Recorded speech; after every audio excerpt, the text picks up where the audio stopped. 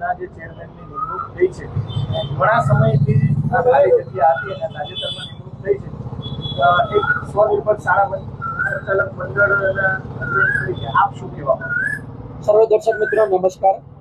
સૌરાષ્ટ્ર ઝોનની એફઆરસી કે જે સૌરાષ્ટ્રના 11 જિલ્લાની લગભગ 6.5 થી વધારે હજાર સ્કૂલોની ફીનું નિર્ધારણ કરે છે.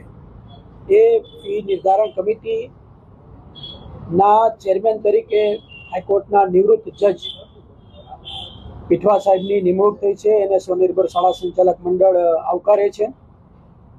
લગભગ છેલ્લા 6 મહિનાથી અગાઉના હાઈકોર્ટ જજના રાજીનામાના કારણે ખાલી પડેલા જગ્યા અને શિક્ષણ વિભાગે જ્યારે ફરીથી પીઠવા સાહેબની નિમણૂક કરેલી છે ત્યારે અમે શિક્ષણ વિભાગનો પણ આભાર માનીએ છીએ, શિક્ષણ મંત્રીશ્રીનો પણ આભાર માનીએ છીએ.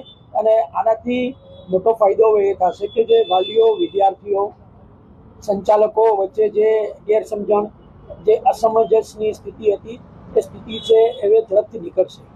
અમે એફઆરસીને ખાસ વિનંતી કરીએ છીએ કે જેટલી બને એટલી ઝડપથી ફીનું નિર્ધારણ થાય, કેમ કે 2024-25 અને 25-26 એટલે ગયું વર્ષ અને આ વર્ષ 2 વર્ષની ફીનું નિર્ધારણ જેટલું ઝડપથી થશે એટલા વાલીઓ અને સંચાલકો વચ્ચેનું ઘર્ષણ છે ઓછું થશે. સાથે સાથે વિદ્યાર્થી સંગઠનો સાથેનું પણ ઘર્ષણ ઓછું થશે.